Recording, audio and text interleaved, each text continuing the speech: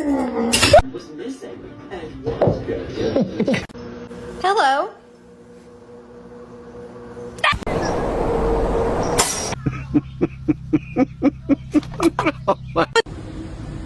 That cat's expression is like, I don't pay rent, but this is my car now.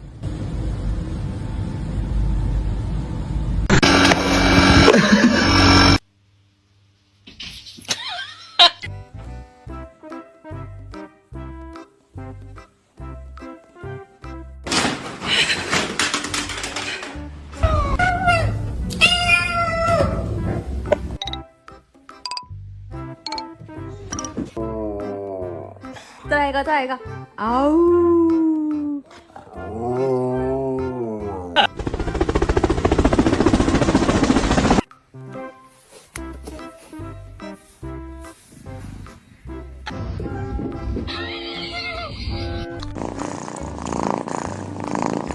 I mamy nową ścieżkę, która się pochwali na pochwałna cena w metro. Lubimy tę kompanię metro. Nhìn cắt. Stay strong, Coco. I know, bro. I know. Oh my God, bro.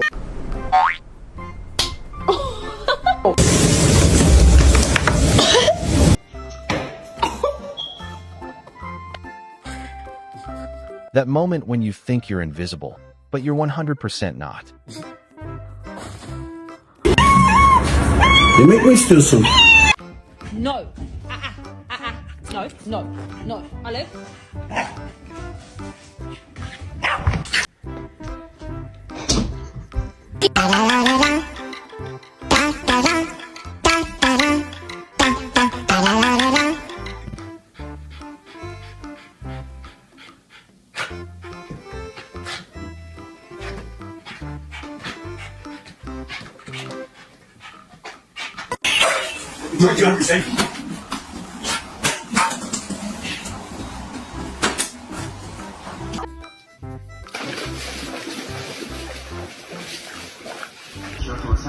Не говоря уже о том, что мы потеряли нашу собаку.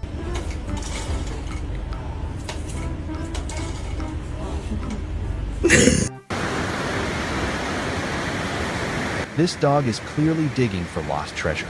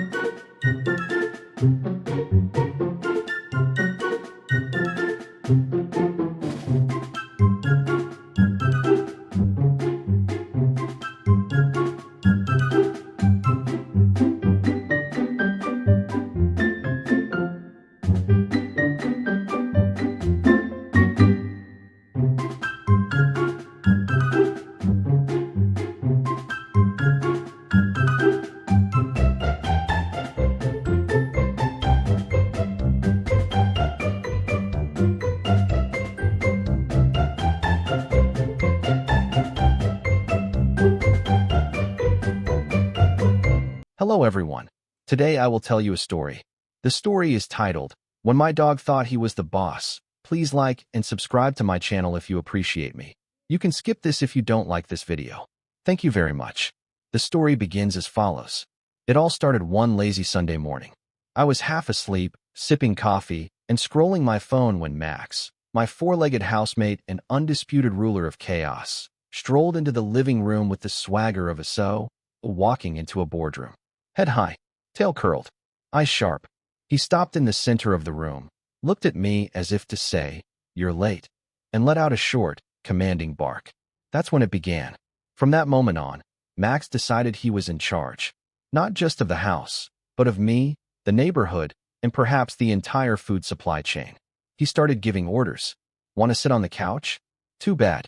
Max was already sprawled across it like a tiny, furry mob boss. Going for a walk? Not unless he felt like it. If I didn't move fast enough with his leash, he'd give me a look of pure disappointment, like I'd failed a quarterly report. The worst part? I played along. I let him believe he was the boss. Why? Because it was hilarious, and honestly, kind of impressive. He had the attitude, the authority, and the bark to back it up. Max's reign extended to every corner of the apartment. My bed, his. My snacks, also his. My spot on the couch during movie night. You guessed it, absolutely his. He even started doing surprise inspections. If I left laundry on the floor, Max would sniff it, sigh dramatically, and walk away like he was reevaluating my employment contract. Meetings, aka Zoom calls, were never safe. Mid-presentation, Max would jump onto my lap, stare straight into the camera, and bark as if announcing, "Your new manager has entered the chat."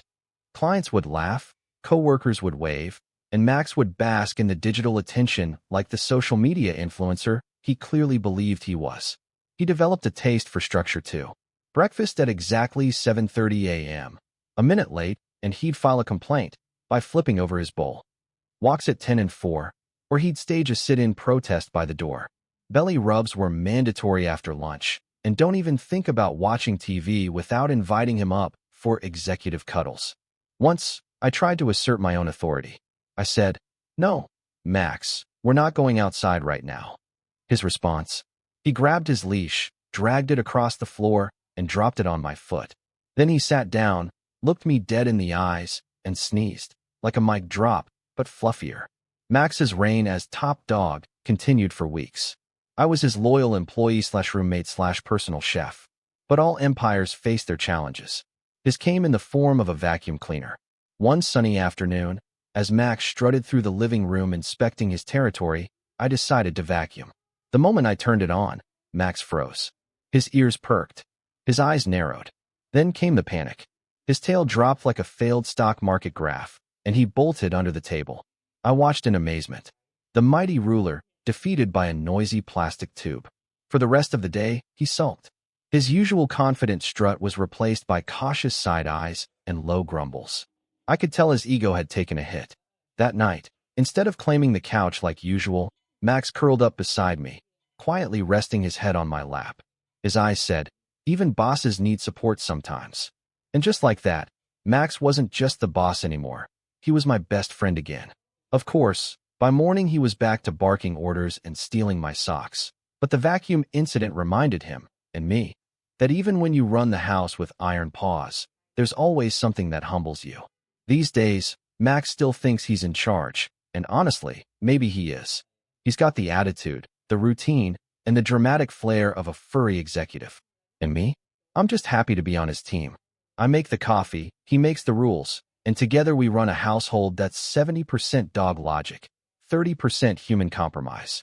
So, if you ever feel like you've lost control of your life, don't worry. You're probably just living with a dog who thinks he's the boss. And in my case, I wouldn't have it any other way.